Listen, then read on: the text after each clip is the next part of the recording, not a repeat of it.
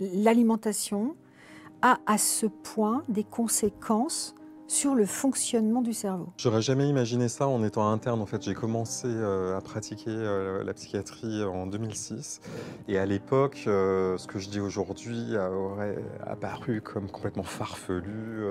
Comment on peut soigner des problèmes de santé mentale avec de la nutrition. On le sait, hein, il faut bien manger, bien dormir, faire de l'activité physique. Alors quand on dit ça comme ça, tout le monde dit oui, bah, merci docteur, ça valait le coup de venir pour ça. Et par contre, maintenant, on a toutes les données étayer. Si je prends l'exemple de l'activité physique, on sait dire la quantité optimale d'activité physique par semaine qui protège le mieux de la dépression. Docteur Guillaume Font, bonjour. Bonjour Valérie. Alors là, je suis obligée de prendre mes notes parce que vous êtes bardé de diplômes, donc je vous mets à l'aise, hein.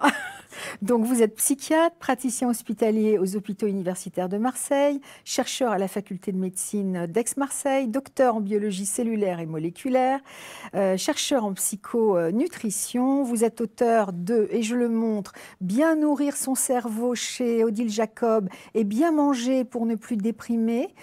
Donc prendre soin de son intestin pour prendre soin de son cerveau, toujours chez Odile Jacob. Donc on parle beaucoup avec vous de psychonutrition, c'est votre domaine de compétence. Mais ce terme, c'est vous qui l'avez inventé ou il date en fait? En fait, moi, j'ai agrégé les deux mots de psychiatrie nutritionnelle. Et en fait, même le mot psychiatrie, alors il y a des personnes qui parlent de psychologie nutritionnelle. Mais en fait, je trouvais que c'était pas assez vaste. On parle vraiment de santé mentale au sens large. On parle des troubles de l'attention, du sommeil, de l'irritabilité. Ce qui nous concerne tous, en fait, c'est vraiment de la vie quotidienne, les émotions, la régulation des émotions, la concentration. Donc, il me fallait un mot comme ça pour agréger tout ça. Et c'est pour ça que j'ai choisi psychonutrition. Et la gestion du stress, hein, beaucoup aussi. Exactement. Est-ce que ça veut dire que l'alimentation peut jouer sur tout ce que vous venez de nous exprimer? Bon, je suis dedans, mais en fait, honnêtement, c'est évident. En fait. Pourquoi le cerveau serait-il le seul organe qui ne dépend pas de notre alimentation? On le sait pour tous les autres organes. Et comme de par magie, on aurait un cerveau comme ça complètement déconnecté. Alors j'aime bien en fait la phrase qui dit que toutes les études sont consensuelles pour montrer que la tête est connectée au corps. Oui, effectivement, on a un coup qui relie les deux. Et notre cerveau est influencé, bien sûr, parce qu'il a à la fois des éléments structurels, hein, qui le structurent, qui structurent les neurones, et puis du carburant, en fait, qui lui permet de fonctionner comme une voiture, en fait.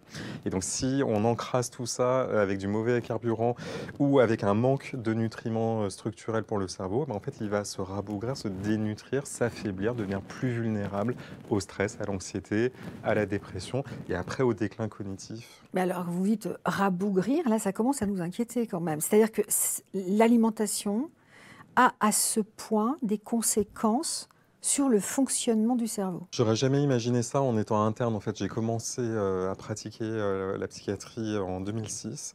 Et à l'époque, ce que je dis aujourd'hui aurait apparu comme complètement farfelu. Comment on peut soigner des problèmes de santé mentale avec de la nutrition. Et en fait, les études sont arrivées à partir de 2010 chez l'humain, hein, parce que déjà, on avait des modèles animaux vraiment très parlants. Et à partir de là, on a eu à la fois des études d'épidémiologie, donc c'est de la description dans les grandes populations, mais aussi des études d'intervention, ce qu'on appelle les essais contrôlés randomisés contre des groupes actifs. Et en fait, on peut agréger tout ça maintenant. Donc, on est en 2025, donc on a maintenant plus de 15 ans de recul. On a des méta-analyses, hein, c'est quand on fait mouliner toutes ces données ensemble. Et tout ça, ça nous emmène vers des données. Alors, j'insiste, hein, sur le fait que c'est des données pour la population générale. Moi, mon point, c'est la santé publique des populations. Donc, je travaille dans un laboratoire de santé publique. Et moi, mon but, c'est d'améliorer la santé mentale de la population. Après, il y a des cas particuliers. Donc, ce qu'on va dire aujourd'hui, ça concerne la population et pas des situations médicales particulières. Dans quel cas, il faut toujours prendre l'avis de son médecin et suivre l'avis de son médecin éclairé. Mais de toute façon, il faut toujours prendre l'avis du médecin. D'ailleurs, vous êtes médecin. Donc, alors, mon but, justement, en termes de santé publique, c'est de dire si on dit à tout le monde d'aller voir son médecin d'abord, et ben en fait, on met une barrière à l'entrée. Parce qu'en fait, il y a plein de gens qui n'ont pas de médecin traitant, il y a des déserts médicaux, il y a des gens qui simplement n'ont pas la culture. On sait par exemple que les femmes vont plus facilement voir le médecin que les hommes. Donc en fait, les jeunes n'y vont pas, les étudiants n'y vont pas, par manque de moyens, la précarité. Il y a plein de raisons qui font que le système médical ne peut pas absorber la demande de la population alors qu'elle est explosive la demande de la population en santé mentale. Donc mon but, c'est d'apporter des solutions avant même d'avoir à aller voir le médecin. C'est ce que j'expliquais même dès le livre Je fais de ma vie un grand projet. C'est tout ce qu'on peut faire à la maison avant d'aller consulter un médecin et qui est valable pour la population générale et basé sur des études scientifiques. Donc l'alimentation, bien choisir ses aliments, c'est de la prévention. Oui. On le sait, hein, il faut bien manger, bien dormir, faire de l'activité physique. Alors quand on dit ça comme ça, tout le monde dit oui, bah, merci docteur, ça valait le coup de venir pour ça. Et par contre, maintenant on a toutes les données étayées. Si je prends l'exemple de l'activité physique, on sait dire la quantité optimale d'activité physique par semaine qui protège le mieux de la dépression. Et ça, c'est quelque chose, des données qu'on n'avait pas, il y a ne serait-ce qu'il y a 3 ans en fait. Moi, je trouve ça absolument fascinant en fait. On voit qu'il y a une courbe en U. Alors en fait, ça veut dire que le risque de dépression il diminue très vite dès qu'on se met à faire de l'activité physique, ça c'est la bonne nouvelle. Et puis tout à la fin, il remonte parce que c'est les grands sportifs en fait qui font beaucoup d'activité physique, ils sont plus à risque de faire de la dépression. Pourquoi? Parce qu'en fait, ils se dénutrissent aussi, ils perdent des métabolites, des électrolytes, tout ça. Voilà. Donc, mais c'est pas le cas de la majorité de la population. Alors vous disiez que par exemple les grands sportifs, bon, on ne va pas suivre leur exemple, mais admettons qu'on veuille le faire, bah, ce n'est pas non plus ce qu'il y a de mieux à faire. En fait, c'est la sagesse ancestrale. Hein. C'est dans la modération et l'équilibre, la voie du milieu qui est la voie de la sagesse, hein, sans surprise. Et pour l'alimentation, c'est pareil. Pas d'extrémisme. Normalement, on peut s'assouplir. Il n'y a pas besoin de devenir orthorectique, hein, c'est-à-dire vraiment obsédé par ce qu'on met dans son assiette. On va dire qu'on a le droit à laisser aller, la convivialité, et tout ça. Et en même temps, par contre, il y a quand même des grands principes. On ne peut pas changer notre biologie. Et donc, il faut apporter, par exemple, une alimentation adaptée à notre corps, à nos bactéries, par exemple. Mais on est tous différents. Donc, est-ce que vous, par exemple, vous préconisez le même, j'aime pas ce terme, mais régime alimentaire pour tout le monde? Non. Ou vous faites de la médecine intégrative, c'est-à-dire extrêmement individualisée, qui tient compte du métabolisme de chacun, justement? Eh bien, justement, je suis dans la voie du milieu. C'est-à-dire qu'en fait, si on dit on fait individuel pur, eh ben, le problème, c'est qu'on ne peut pas traiter la population, en fait. Parce qu'on va dire c'est au cas par cas, et les gens n'ont pas l'argent, pas le temps, pas la connaissance, pour aller, et surtout pour trouver la personne qui serait vraiment compétente, tout ça. Moi, mon point, c'est de regarder quels sont les grands phénomènes dans la population. Alors, quels sont ces grands phénomènes? Explosion de l'alimentation ultra transformée. Conséquence, dysbiose dans le microbiote, affaiblissement des bactéries de notre intestin qui ne sont pas calibrées pour cette alimentation, qui est bourrée de sucres rapides, qui font exploser l'inflammation au niveau intestinal et après qui affaiblissent le système immunitaire. Explosion des graisses saturées, du sel, des additifs qui sont débattus maintenant parce qu'on se rend compte que justement les bactéries peuvent être attaquées. Et à côté de ça, diminution des nutriments de l'alimentation parce qu'on a une agro-industrie qui s'occupe de notre alimentation et qui n'en a rien à faire de la santé. Et puis une industrie médicale qui s'occupe de notre santé, qui n'en a rien à faire de l'alimentation. Et au milieu, on a des millions de personnes qui ont un affaiblissement de leur système immunitaire, un syndrome de l'intestin irritable, d'autres problèmes intestinaux qui parfois s'ignorent, hein, c'est-à-dire qu'on n'a pas toujours conscience que le problème est au niveau de l'intestin, parce que simplement on voit les problèmes de sommeil, la vulnérabilité au stress, le burn-out, et puis on ne prend pas conscience en fait qu'on est vulnérable parce que justement notre cerveau souffre, il est dénutri, il manque de nutriments essentiels. Et quand j'ai fait le travail pour ce livre, moi j'ai été effaré de voir qu'en fait c'est 80% de la population. J'y croyais pas à ce chiffre. Mais ça vient d'où en fait? Ça vient des données d'épidémiologie des oméga 3 qu'on peut doser dans le sang et des données de la vitamine D qu'on trouve dans les rapports de l'ANSES, hein, donc des rapports publics que tout le monde peut consulter. Et en fait, c'est les 2 nutriments les plus insuffisants. Et même quand on essaye de bien manger, c'est très compliqué d'atteindre les objectifs. J'en avais parlé avec des chercheurs de l'INRAE en fait, qui m'expliquaient en fait qu'atteindre les objectifs d'oméga 3 aujourd'hui, c'est quasiment mission impossible parce qu'il y a des messages contradictoires dans les recommandations. Est-ce que ça veut dire que quand on va consulter un médecin, il faut lui demander presque systématiquement, aujourd'hui, puisque maintenant on le sait depuis très peu de temps, finalement, depuis une quinzaine d'années, grosso modo, d'aller investiguer le microbiote et l'état de nos intestins? On ne peut pas aujourd'hui définir ce qu'est un microbiote sain. Ça, c'est la grosse limite actuelle de la recherche. Il n'y a pas de consensus parce qu'en fait, chaque base est ce qu'on appelle étalonnée, en fait, standardisée sur des données. En fait, on ne sait pas trancher. On ne sait pas dire à partir de quand ce microbiote-là, il est sain, à partir de quand il est pathologique. Donc, c'est là la limite de la recherche individuelle, en fait, parce que justement, c'est trop spécifique de chaque personne. Et ce qui va nous orienter, c'est plus, en fait, les symptômes cliniques, en fait. C'est-à-dire de dire... Et puis, ce que j'appelle le test thérapeutique, c'est-à-dire en pratique, ce que j'explique en fait dans les livres, c'est que on a des essais contrôlés qui nous disent qu'il y a des choses qui fonctionnent mieux que le placebo. Ça, j'insiste là-dessus parce qu'à chaque fois on me dit oui, c'est l'effet placebo. Non, c'est supérieur à l'effet placebo, mais l'effet placebo existe dans toutes les interventions. Donc il existe et c'est supérieur. Ça, qu'on soit raccord là-dessus. Voilà, parce que je suis obligé de le rabâcher. Et concernant le microbiote, par exemple, ce qu'on sait, et moi c'est ce qui m'a amené dans ce domaine fabuleux, c'est que les probiotiques peuvent améliorer les symptômes de la dépression, mais aussi de la cognition, la vulnérabilité au stress. Il y a des méta-analyses là-dessus. Et donc, en fait, ces méta-analyses ont été publiées dans les 3 dernières années et ont été mis à jour, amplifiées. Il y a plein d'analyses des biais, comprendre les populations spécifiques, etc. Et donc, on sait, par exemple, aujourd'hui que les probiotiques, plus ils sont dosés, plus ils sont efficaces, plus ils sont pris longtemps, plus ils sont efficaces. Et puis, bien sûr, il y a des études où ça ne marche pas, des études où ça marche, comme pour toutes les interventions. Et donc, il faut comprendre pourquoi parfois ça marche et pourquoi ça ne marche pas. Donc, ça vient de la souche, ça vient de la dose, ça vient de plein de choses. Et donc, c'est passionnant, en fait. Et donc ça, c'est des moyennes, en fait. On mouline tout ça et on dit en moyenne, ça fonctionne, mais le patient moyen n'existe pas, la personne moyenne n'existe pas. Donc ensuite, il faut adapter au cas par cas.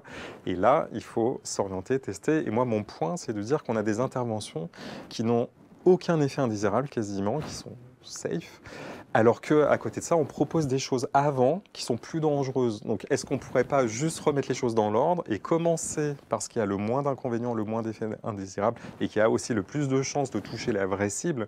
Parce qu'en fait, quand on met un médicament dans le cerveau, eh ben, ce médicament il va corriger un niveau de neurotransmetteurs.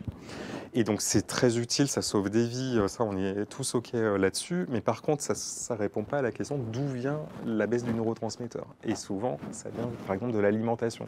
Donc, mettre un inhibiteur de récepteur de sérotonine chez quelqu'un qui, par exemple, a une inflammation chronique, qui vient de son alimentation et d'un manque d'activité physique, bah, c'est comme mettre du paracétamol sur de la fièvre, ça fait baisser le symptôme, mais ça ne règle pas l'infection. La cause, ouais, c'est ça. On va traiter le symptôme, mais pas la cause, c'est la même chose. Donc, vous nous parlez de vitamine D, d'oméga 3, de probiotiques. On pense évidemment à la supplémentation en complément alimentaire.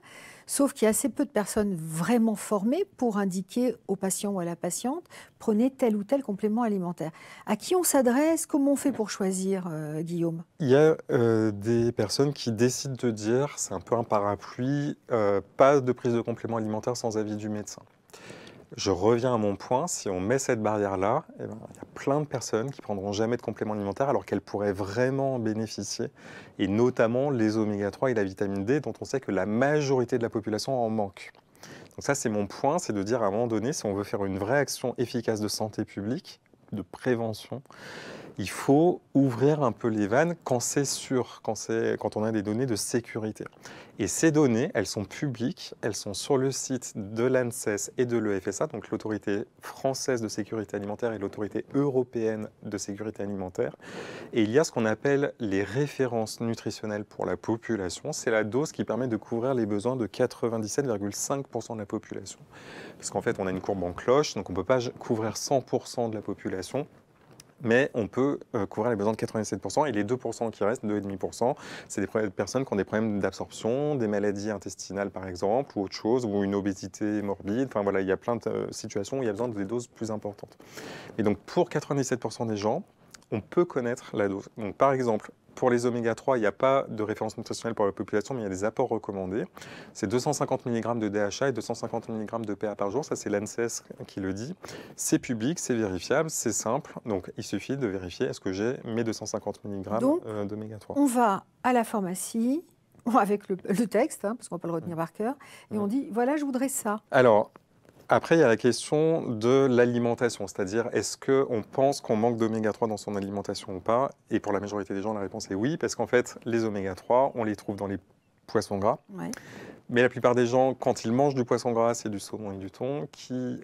chargé en métaux lourds. Chargé en métaux lourds, contaminés, en PFAS, en plastique éternel, en microplastique. Et donc, en plus de ça, les poissons d'élevage sont de moins en moins riches en oméga 3 parce qu'ils sont nourris avec des farines et des huiles végétales alors que c'est des poissons carnivores. Donc, on change leur métabolisme. Et je rappelle que les poissons ne synthétisent pas les oméga 3. Les oméga 3 proviennent des algues dont se nourrissent les poissons. Donc, mon point, par exemple, c'est d'un point de vue logique, est-ce qu'on n'aurait pas un intérêt de santé publique à aller directement chercher les oméga 3 là où ils sont, dans des micro-algues qu'on peut parfaitement élever en cuve de façon protégée pour bien protéger les oméga 3 et les encapsuler ou les mettre dans des petites bouteilles d'huile. Voilà, c'est très concentré, c'est très cher aussi. Donc il ne faut pas les perdre, c'est précieux. C'est vraiment de l'or qui est dans le plancton. Et ça, ça existe déjà, parce qu'en fait, pour les laits de substitution pour les enfants, il y a du DHA qui provient des algues dans les versions bio, en fait. Donc ça existe déjà. Donc mon point, c'est de dire, c'est pas à 3 ans que s'arrête le besoin du cerveau en oméga 3, même si c'est une période d'explosion neuronale. Donc c'est bien sûr chez les nourrissons qu'il faut le plus de DHA. Et d'ailleurs, je précise que pour les données d'insuffisance, comment on sait en fait aussi que le DHA manque dans la population, c'est le taux de DHA dans le lait maternel. Voilà, donc les femmes qui allaitent ont du DHA dans leur lait et on peut le doser. Et en fait, le seul pays où il a été dosé, où il est très élevé, c'est au Japon, parce qu'en fait, il y a beaucoup de consommation d'algues et de poissons gras. Et en France, en fait, il est extrêmement bas, en Italie aussi. Enfin, il y a plein de pays occidentaux, les États-Unis, où il est très bas. Mais si je vous suis, ça veut dire qu'on peut supplémenter des bébés? Déjà? En fait, ça existe déjà, en fait, et j'en parle avec la pédiatre de ma fille qui a découvert le sujet avec moi, et c'est vraiment passionnant, parce qu'effectivement, il y a une confusion dans le corps médical et chez certains professionnels dans les différents oméga 3. C'est-à-dire qu'en fait, les recommandations qu'elle donnait jusque-là étaient de varier les huiles végétales et de prendre par exemple de l'huile de colza riche en oméga 3, mais ce n'est pas les bons. C'est de là et là, donc c'est important, là et là, mais ça ne se convertit pas en DHA, moins de 1%. Donc pour le bébé, il faut du DHA. Et dans les laits de substitution, il y en a, mais par contre, si la mère allaite et qu'elle manque elle-même de DHA, ce qui est le cas de la majorité de la population, le bébé peut manquer lui aussi de DHA. Et donc c'est la question effectivement d'une supplémentation et sous quelle forme. Et ça, bien sûr, pour les nourrissons, c'est l'avis médical. Voilà, ça, il faut faire très attention et il faut vraiment adapter, ça dépend de beaucoup de paramètres. Et mon point, c'est de dire que le cerveau a besoin toute la vie de DHA, parce qu'en fait, les neurones utilisent ce DHA pour leur structure, hein, leur membrane. Donc, avoir du bon DHA, c'est des neurones fluides et souples, donc qui fonctionnent bien. Manquer de DHA, c'est avoir des neurones qui ont du mal à fonctionner, et ça fait baisser la neurotransmission, les fameuses hormones dont on parlait, la sérotonine, la dopamine. Et ça donne des symptômes qu'on peut prendre pour de la dépression. Alors qu'en fait, ce sont les symptômes d'un cerveau dénutri. Oui, alors c'est juste une question d'alimentation, c'est incroyable. La gestion du stress, c'est pareil. La gestion des émotions, par exemple, douloureuses, c'est la même chose. De la colère, par exemple, j'imagine, l'irritabilité, ça vient de l'alimentation aussi souvent. Oui, Pas tout le temps, mais souvent. La sérotonine régule l'agressivité, l'impulsivité, l'irritabilité, l'appétit, l'humeur. Donc en fait, ça fait beaucoup de choses, la sérotonine. Et selon les personnes, hein, selon le terrain génétique, et on a même vu qu'il y avait un rôle du microbiote potentiellement aussi dans cette régulation des émotions. Et donc la personne, effectivement, va devenir plus vulnérable. Ça ne veut pas dire qu'à l'inverse, si on prend des compléments alimentaires, si on a un microbiote fonctionnel, on devient invulnérable, on garde les émotions, mais par contre, on les régule beaucoup mieux. Donc en fait, l'émotion aiguë, elle a une fonction. Donc la tristesse, la joie, la peur ont des fonctions, elles existeront toujours, ce n'est pas le but de les supprimer. La question, c'est la rumination, l'anticipation anxieuse, ce qui se passe entre les émotions aiguës. Et c'est là où, en fait, où un cerveau dénutri va beaucoup plus ruminer, cogiter, avoir des perturbations mentales, des troubles du sommeil, des troubles de l'attention, et que ça va faire un cercle vicieux, parce que ça va augmenter le niveau de stress, et du coup, ça va consommer des ressources de nutriments, de zinc, par exemple, et donc la personne qui n'en a pas assez dans son alimentation va encore plus être vulnérable dans un cercle vicieux comme ça. Donc il n'est pas question de supprimer les émotions, évidemment, c'est ce qui fait notre humanité. Mais par contre, il est question de baisser le niveau des antidépresseurs, alors qu'on est des gros consommateurs en France, si je vous suis toujours. Antidépresseurs et anxiolytiques. Ouais. Alors, ce qu'on peut constater de façon objective, c'est que les psychotropes existent depuis 70 ans. Ils ont été une vraie révolution à l'époque. Ils ont permis de faire sortir des personnes des asiles psychiatriques. Ils ont permis à plein de personnes de conserver leur emploi, de prévenir du suicide. Donc vraiment, on les remercie pour ça. Et moi, j'enseigne la psychopharmacologie, donc je ne suis pas du tout anti-médicaments. Par contre, mon point est vraiment un point de bénéfice inconvénient. Donc ça c'est la base de la médecine. D'abord, on nous enseigne primum non nocere, d'abord ne pas nuire. Donc normalement, on doit toujours choisir l'intervention qui a le moins d'inconvénients. Mon propos, c'est de dire maintenant, nous avons ces données bien établies. Donc je précise que ce n'est pas mon opinion, ce sont des recommandations internationales publiées en 2022, j'explique ça dans Bien nourrir son cerveau, de la WFSBP, c'est la Fédération internationale des sociétés de psychiatrie biologique. Donc c'est des sociétés qui se regroupent tout ensemble et c'est 31 experts de 15 pays qui se regroupent et qui établissent des recommandations basées sur des essais contrôlés randomisés. Guillaume, vu comment vous mettez des guillemets, ça veut dire que cette psychonutrition, elle n'est pas encore complètement intégrée dans la société d'aujourd'hui. En fait, il y a un mouvement, alors j'ai découvert ça un peu justement assez récemment et assez naïvement, mais en fait il y a un mouvement rationaliste et moi je trouve ça vraiment très bien en fait qu'on remette la science vraiment en avant, de dire la science est importante, évidemment hein, c'est la base de tout, c'est pour ça que mon livre contient 237 références, des méta-analyses, enfin moi-même j'ai publié plus de 400 articles scientifiques, tout ça, donc je suis dans le domaine de la science et de la recherche. Mais la médecine, c'est au-delà de ça. Ce n'est pas que la science, en fait. Et c'est ça qu'on oublie, c'est qu'en fait, il y a un trépied qui est les données scientifiques, l'expérience du clinicien et la préférence du patient. Et souvent, on oublie surtout la dernière. Et donc, à un moment donné, il faut écouter, en fait, toutes ces demandes. Et donc, en fait, il y a certaines personnes qui arrivent en criant « le roi est nu », en disant « mais comment ces données scientifiques, il y a des limites, etc. » Oui, comme dans toutes les données scientifiques, pour les antidépresseurs, il y en a aussi, en fait. Donc, par exemple, les antidépresseurs chez les moins de 25 ans, ça peut être contre-productif. Enfin, voilà, il faut toujours être nuancé. On n'a pas toujours le temps, dans un post d'une minute sur Instagram, d'être nuancé. Donc, c'est aussi les réseaux sociaux, l'immédiateté, les gros titres médiatiques sur des études. Donc ça, c'est OK, c'est le jeu, en fait. Donc moi, je suis d'accord avec ça. C'est pour ça que j'ai écrit ce livre, pour poser les choses. Et par contre, c'est vrai qu'il y a des personnes qui n'ont pas lu le livre et qui vont critiquer en fait certaines choses parce qu'elles ne connaissent pas les données scientifiques. Et c'est pour ça que j'essaye vraiment de diffuser ça au maximum, à la fois sur la chaîne YouTube et sur le compte Instagram, faire ce qu'on appelle de la littératie, c'est-à-dire augmenter les connaissances scientifiques de la population. C'est toujours la même logique, hein, santé publique et population. Et surtout de rappeler que ces données, elles évoluent. En fait, parce qu'on a tendance à dire une donnée scientifique, c'est figé dans le marbre.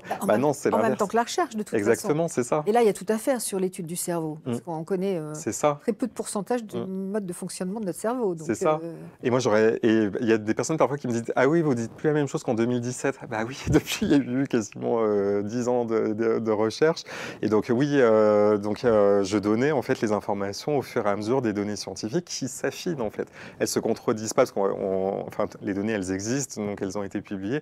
Par contre, on comprend mieux des facteurs qui font varier, des doses qui sont mieux adaptées à certains troubles.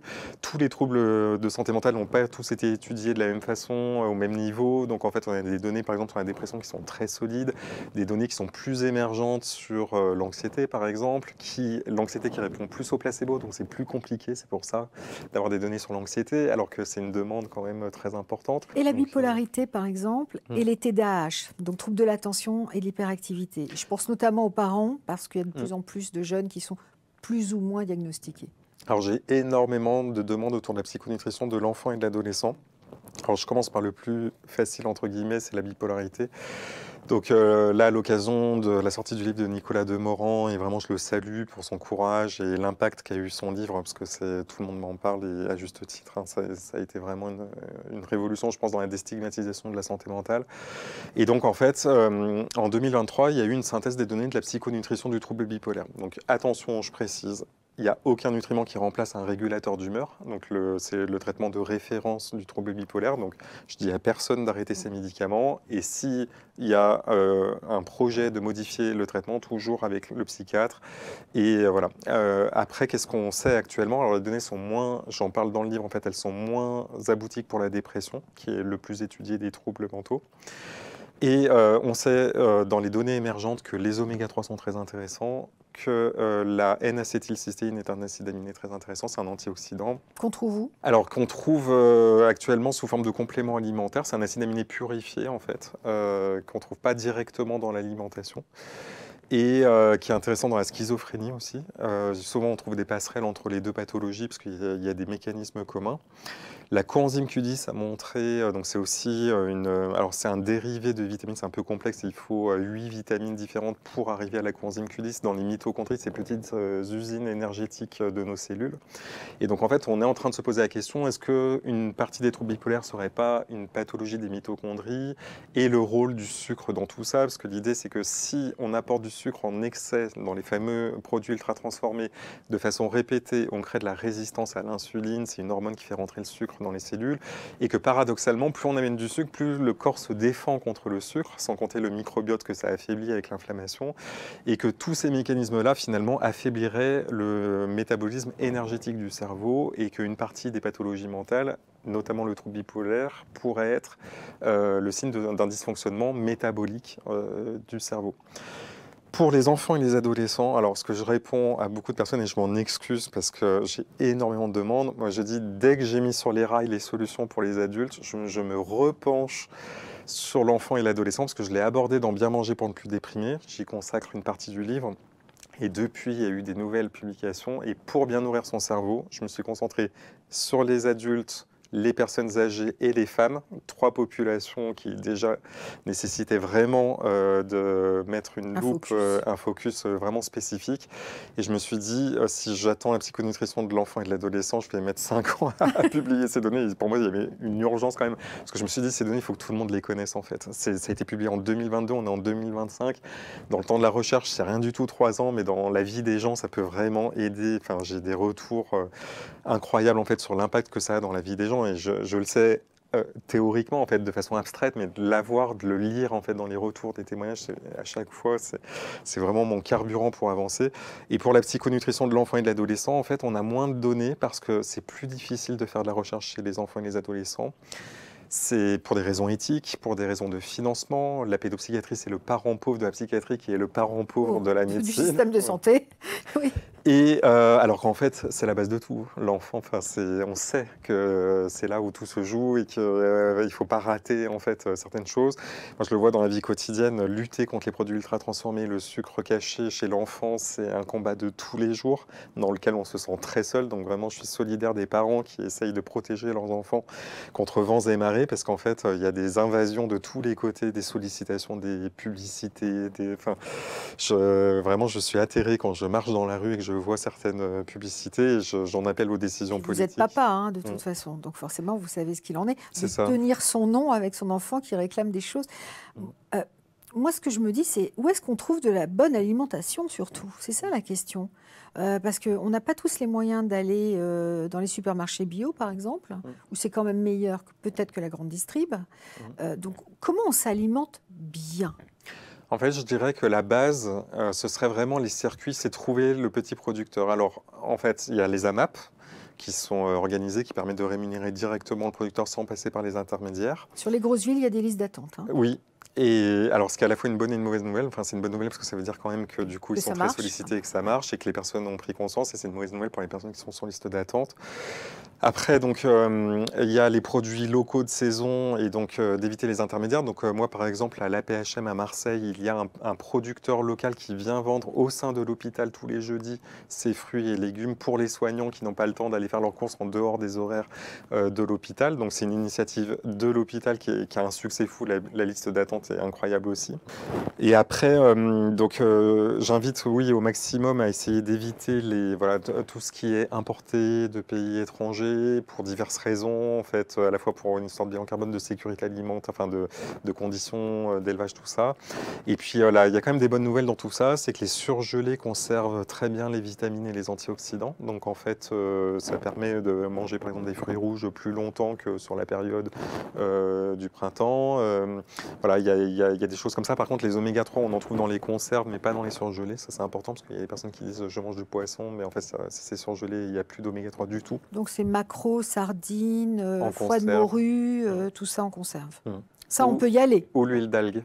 On peut y aller avec la limite des contaminants. Et ça, j'ai pas la réponse à ça en fait. C'est de savoir aujourd'hui, le thon est passé au rouge, le saumon aussi. Donc les gros poissons gras, là il y a un consensus, je pense actuellement, pour pouvoir dire maintenant attention en fait, il y a beaucoup de contaminants. Enfin, ça doit rester des produits exceptionnels. Et le problème, c'est qu'en fait, c'est quand même très consommé, notamment le thon en conserve, parce que ça coûte peu cher. Et donc ça, c'est un vrai sujet chez les étudiants, par exemple, en fait, de ce qu'il faut recommander, parce que voilà, dans des conditions où on n'a pas beaucoup d'argent, pas beaucoup de temps, voilà, c'est compliqué de bien s'alimenter. Et c'est préparer aussi peut-être ces plats, en fait. Je pense notamment aux gâteaux, encore une fois, ultra transformés, qui ont une valeur nutritionnelle assez minima. Hein. Donc faire ces gâteaux, ces propres gâteaux avec des œufs frais, etc., avec des farines qu'on choisit, qu'on mélange, c'est peut-être mieux aussi pour la santé, non? C'est certain qu'on évite tous les conservateurs, tous les exhausteurs de goût, tous les additifs alimentaires. Donc en fait, rien que ça, c'est un gain notamment pour notre microbiote. Souvent, on met moins de sucre aussi. Donc finalement, en fait, on se rend compte que l'enjeu dans les produits ultra transformés, c'est de nous rendre accro à la nourriture. C'est le deal, hein, c'est le jeu économique. En fait, le but, c'est de racheter, de manger, manger, manger. Donc il y a une balance qui est faite en fait par des experts entre le sucre, la graisse, le sel, pour que nos papilles soient complètement euphorisées par ce produit. Et la question, c'est est-ce que moi j'accepte de participer à ça en fait, c'est-à-dire est-ce que j'accepte de me laisser embarquer là-dedans.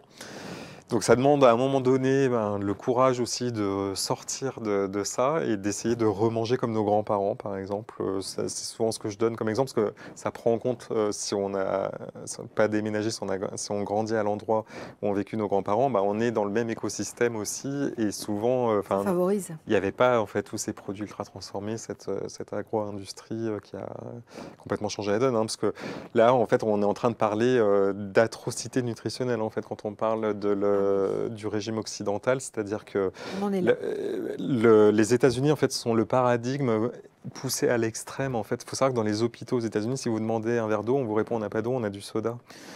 Même dans les maternités en fait. Donc c'est l'extrême en fait de ce qui nous attend si à un moment donné on n'inverse pas la tendance. En fait. Donc nous, on est protégés par notre habitude culturelle. En fait, en France, on est parmi les pays européens qui s'en sortent le mieux sur le plan nutritionnel. Il faut vraiment qu'on défende ça, en fait. Merci beaucoup, Dr Guillaume Font, d'être venu dans les studios d'Europe 1 aujourd'hui. Je rappelle votre livre et surtout, je le montre à la caméra, Bien nourrir son cerveau aux éditions Odile Jacob. Une petite Bible à avoir chez vous. N'hésitez pas. Merci beaucoup. Merci, à bientôt. À bientôt.